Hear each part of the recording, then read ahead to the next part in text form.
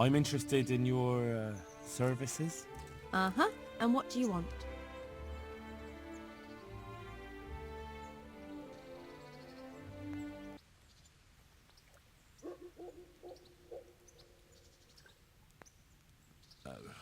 No deal.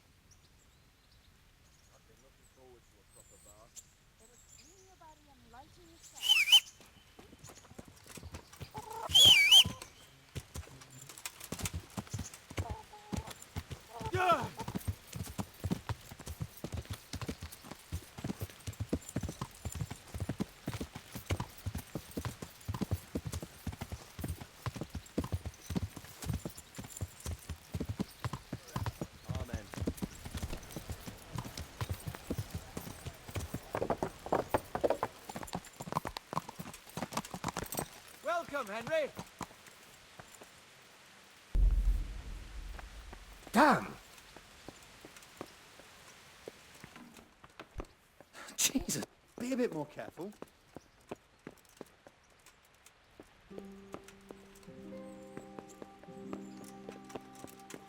What is it? What the hell?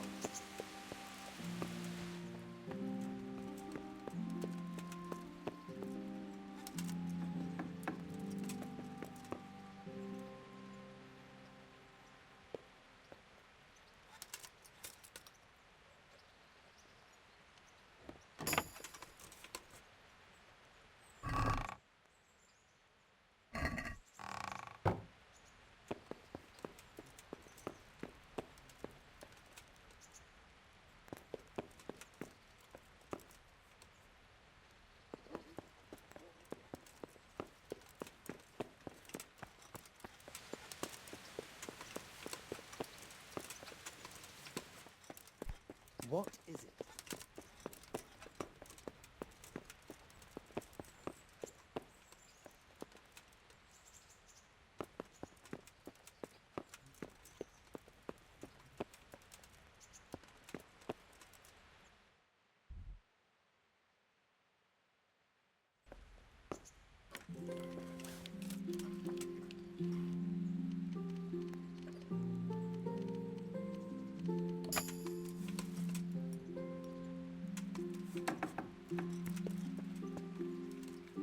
The Lord be praised. What brings you to me? Master Fayfar, I need to speak with you. I found out something about the counterfeit coin. Did you really? Do tell. Close to Rovna, I came across a wagon that was transporting the false coins. Unfortunately, I came too late. The carter and his men were dead. Damn and blast. Do you know who did it? Yes. A certain knight turned up there. Turned out he was also after the forgers. Well, that is indeed unexpected. Tell me, what did he say? His name is Ulrich. He looked like a knight, but he refused to show his master's colours. Ulrich, you say? Could be anyone. Can you describe him? An older man with a moustache. But for all his grey hairs, he seemed pretty tough to me. Doesn't match anyone I've heard of. But then we don't even know if Ulrich is his real name. I asked him who his liege was, but he refused to tell me. We live in such strange times. In days past, knights would vie with each other to see who could extol their liege's name the loudest. And today, they take assumed names, hide their emblems, and sneak around the land like thieves. I got the impression he was hiding his identity because his master's at odds with Sir Radzig. That may well be. As a staunch supporter of the king, Sir Radzig has many enemies. He told me that the fake money was being taken to Passau in exchange for gold coins. Then that real money was being brought back to the Bohemian lands.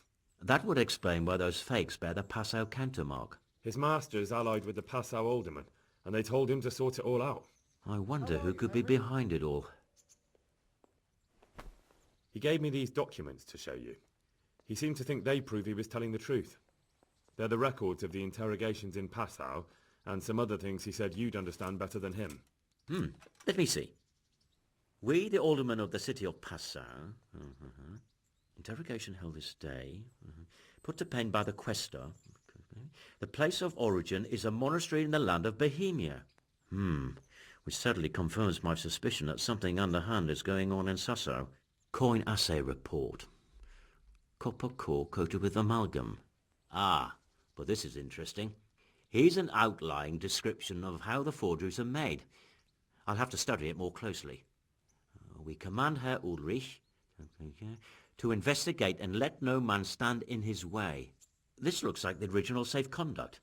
It has the seal of the Passau alderman, but they certainly didn't pen this. How do you know?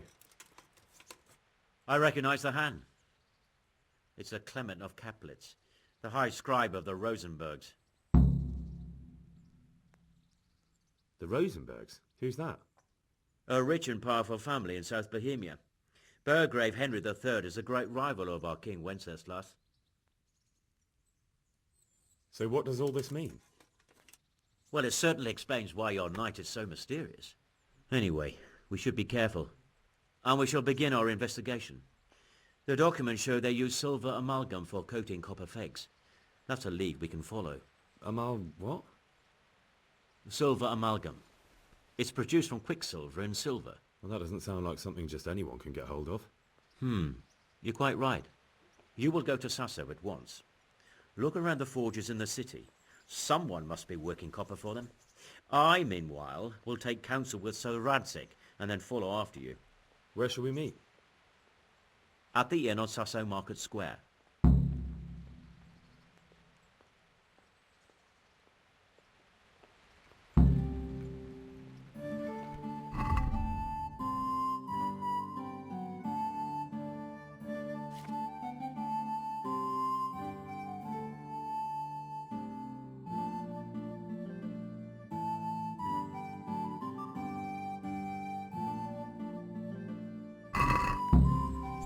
What is it?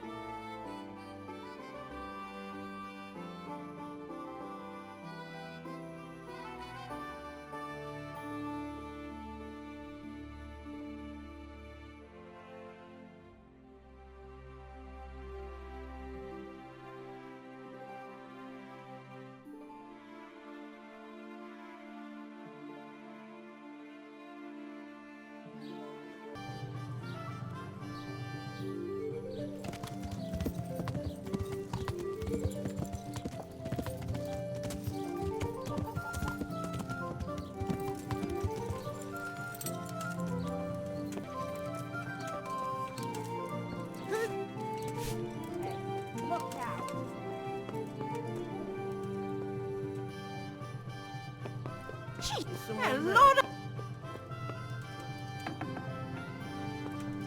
Well, I never. Hey, what are you doing here? Clear off quick, or I'll throw you out.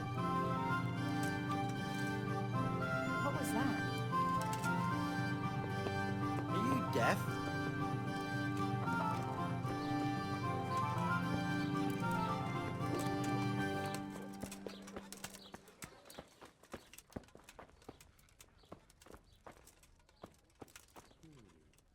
What was that?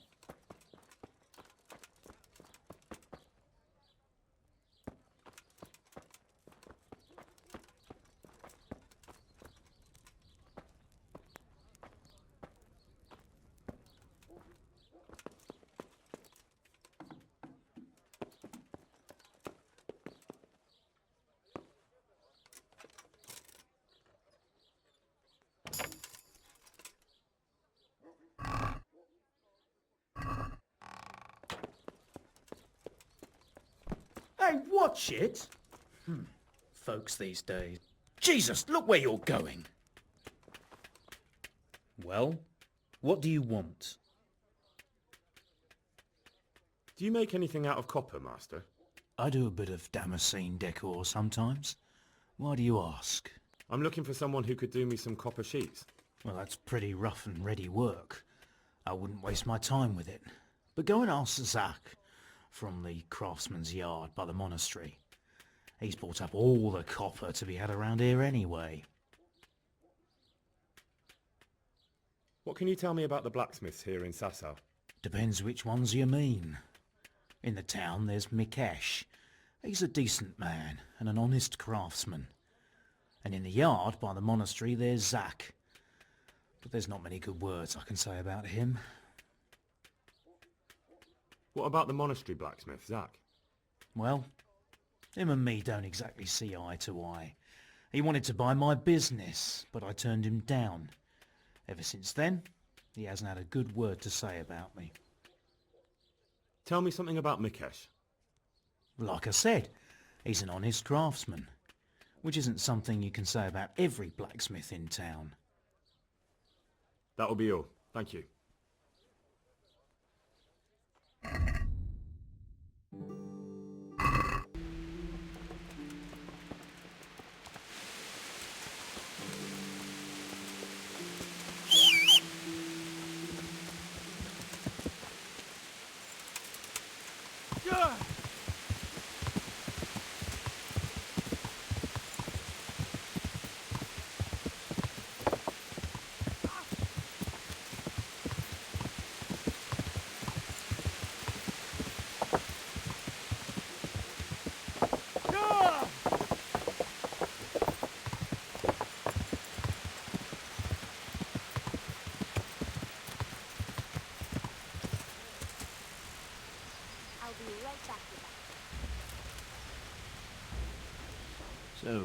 What did Master Pfeiffer have to say? I consulted him and we definitely have a starting point. Tell me more. Master Pfeiffer found out they need copper sheets for the core of the coins and quicksilver for the the other part? I see. They have such materials at the monastery. Exactly. That's why I'm interested in the local forges. Yes, that is good. Yesterday, I heard people from the craftsman's yard by the monastery complaining. They said they could not sleep at night because the blacksmith works all the time till dawn. I see. That's certainly worth asking about. Have you heard anything else? You said they use quicksilver. There is a painter lodging here who is painting the church in Uzitz. I heard him complain also. He said that he went to the monastery for quicksilver and it was all gone. Well, that's something to follow up as well. Thanks.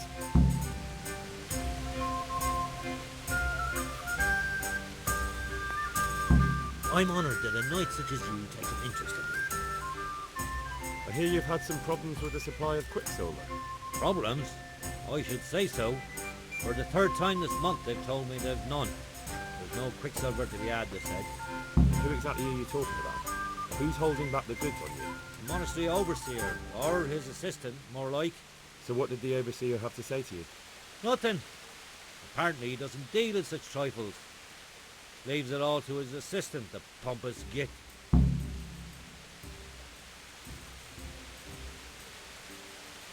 Surely such valuable material can't just vanish. Where can it be? I wish I knew.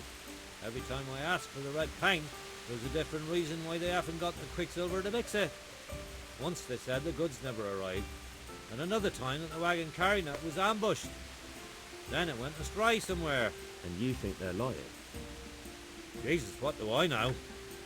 But it seems pretty strange to me. 3 times in a row the same thing goes missing. There's bad luck and then there's something else. What do you need quicksilver for? I don't. They do. To mix up the red pigment for me. I'm painting the church in Uzitz. Can you imagine how stupid those biblical scenes look without red? Not really. Then be glad you can. My eyes hurt just to imagine it. That's all I need to know for now. Ah.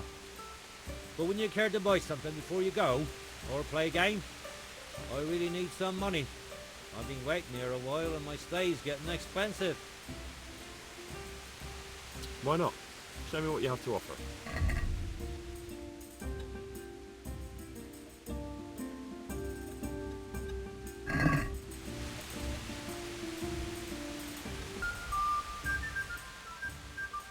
Well, Master Painter, are you still short of coin? Yes, unfortunately. And my offer still stands. Don't you want to buy something? Or throw a few dice? There's always time for some dice. Let's see what you can do.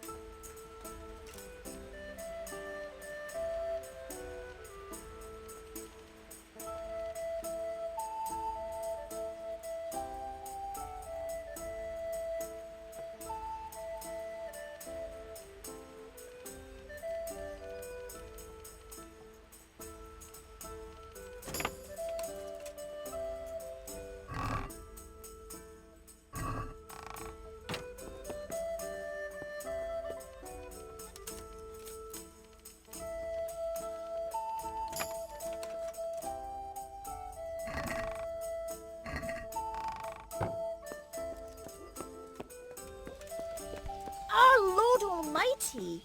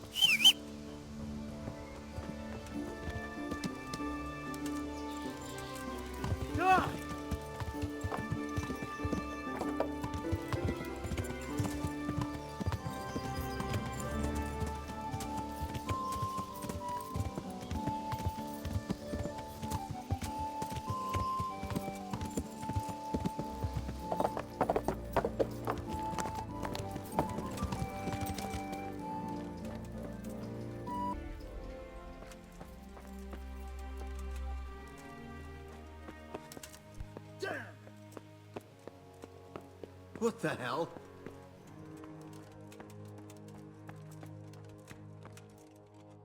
I hope I can be of some humble service to you. I'm looking for some quicksilver. Would you have any on hand? Talk to my assistant. He deals with such trivial matters. Fine, thank you. It was young Zmolla. What? Zmolla's the one responsible for all the thefts and death. He tried to kill me and Leszek and God knows who else. Sweet Jesus. Where is he now? Dead. I killed him in self-defense. So is that the end of it, do you think? It looks that way. I don't know if he had any cronies, but if he did, they'll be lying low from now on. I'm glad to hear that. After all the horrible things that have happened, we'll have to reconsecrate part of the monastery.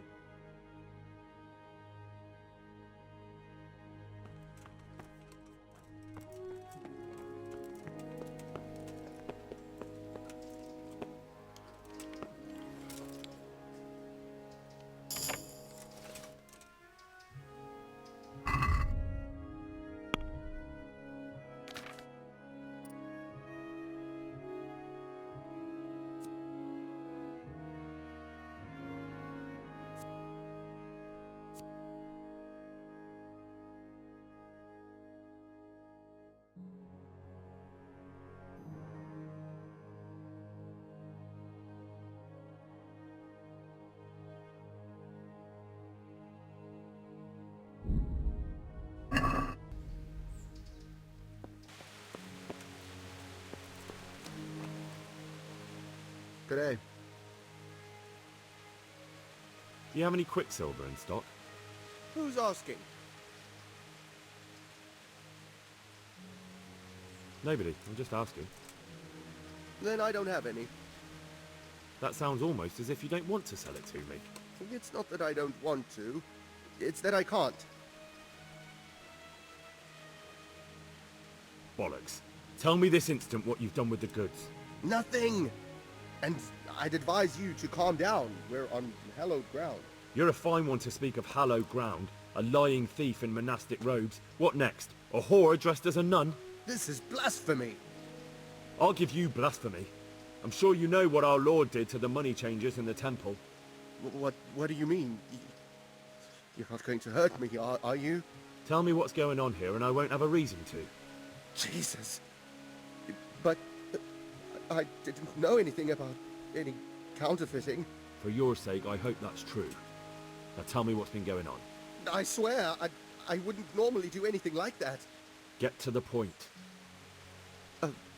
They came for me at noon.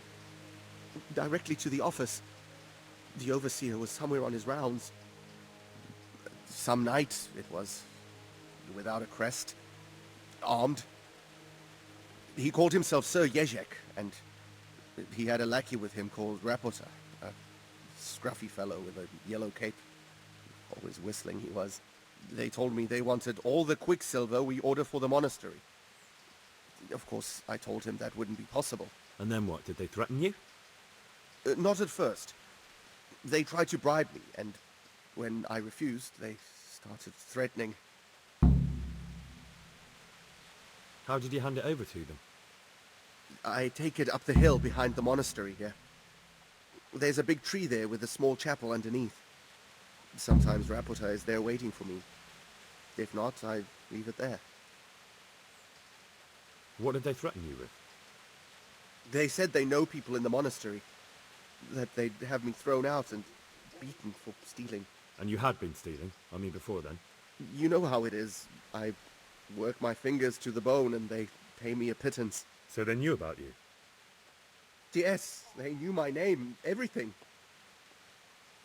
Very well. Thank you. Hey! Watch it!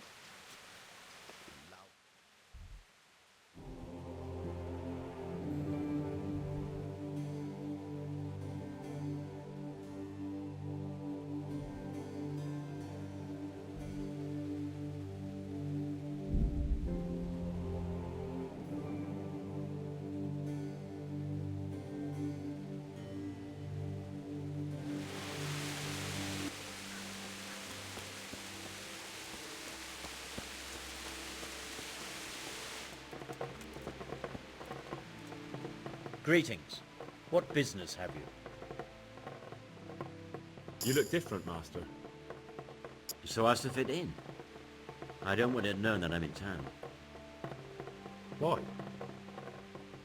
I don't want to alarm our prey. Gossip spreads quickly, and if those scoundrels learn we're onto them, they'll flee. That does make sense. So what have you found out so far?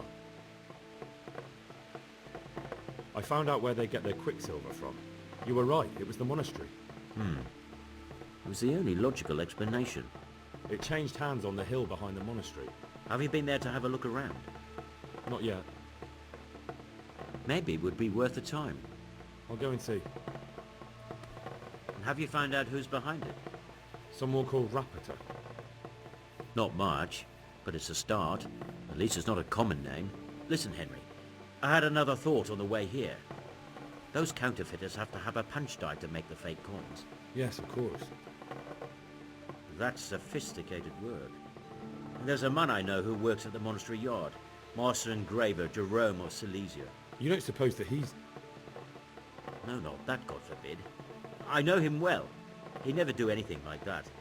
But he runs an engraving workshop, so he might have heard something. Very well, I'll ask him. But ask with tact. I don't want him getting offended. And I prefer you not to mention me at all. I'll try to think of something. That's all.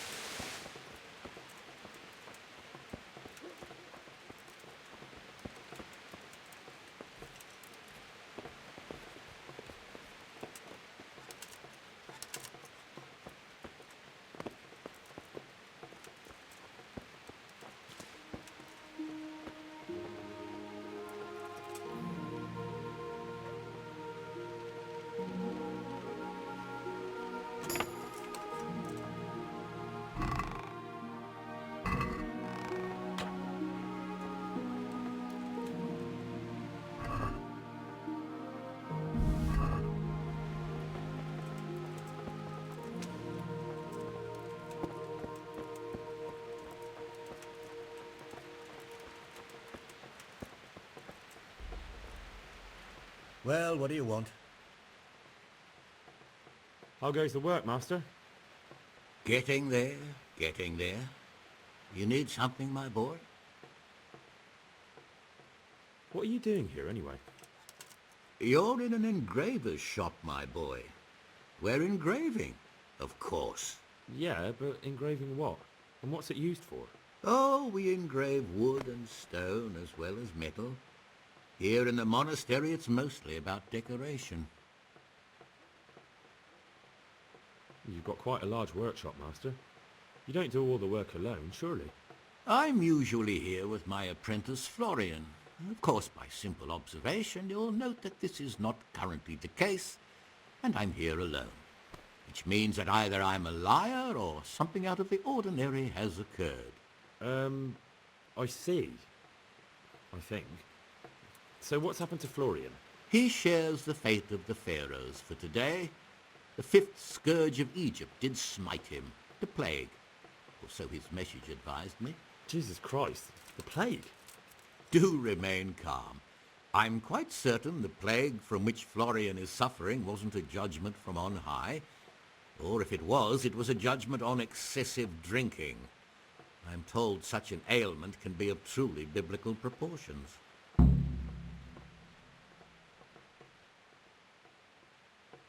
What's he like, your apprentice, Florian? I'm afraid that his exuberant youth has taken its toll. He's been acting strangely of late. I fear he has delusions of persecution. I don't really know what you mean, at all. Recently, for example, he told me that someone was following him. And the very next day he bought a padlock from the blacksmith and locked up his chest, as though I would ever sneak into it. In any case, why the interest? Are you looking for him? Something like that. May I ask why?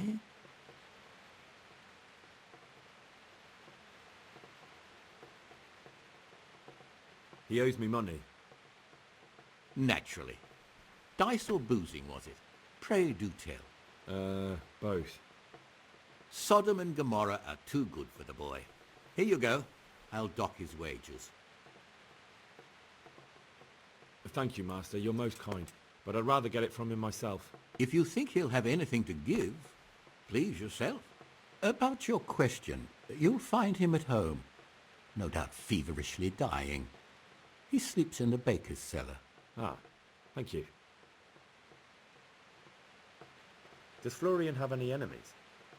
A man such as he certainly owes money at every turn, and the parents of local girls are undoubtedly displeased with his attempts to propagate. However, most recently it was that fury from the baths who accosted him in quite a spectacular rage. A woman from the baths? What did she do? The harpy nearly tore all Florian's hair out. I don't frequently feel sorry for my ne'er-do-well apprentice, but on that occasion I made an exception. Do you have any idea why she did it? She was screaming about some girl, some flighty bath-maid, Esther. I would say that Florian had felt the joys of spring and acted accordingly, although one would have thought they'd be used to that sort of thing at the bathhouse. Thank you. I'll leave you to your work.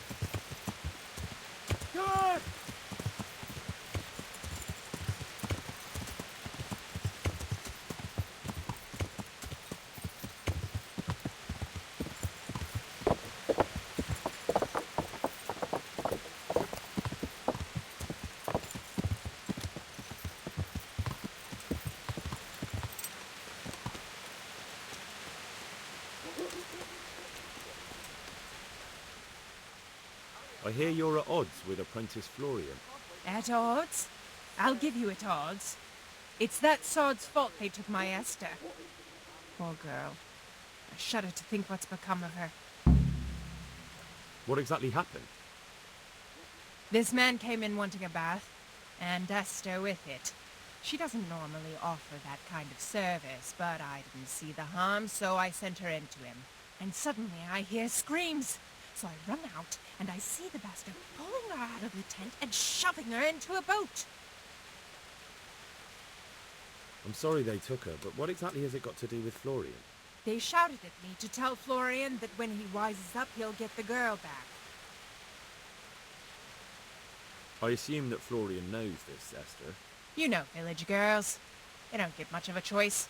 Every other knave has a turnip for a brain, and if they don't, they're relatives. And then some young dandy turns up who writes her little poems. What's the poor girl to do? And this is how it ends. She should have stuck with the turnip heads. Where can I find this Florian? I'd like to ask him a few questions. He works in the engraver's workshop at the monastery craftsman's yard. And if he's not there, he'll be holed up like the rat he is in the cellar he rents from the baker. He's afraid of me, for sure. What did the bailiff make of it? Don't even get me started on that. He's another fine... I won't say what. I told him everything, but he says he won't do nothing about it. How's that then? He wouldn't tell me to my face, of course.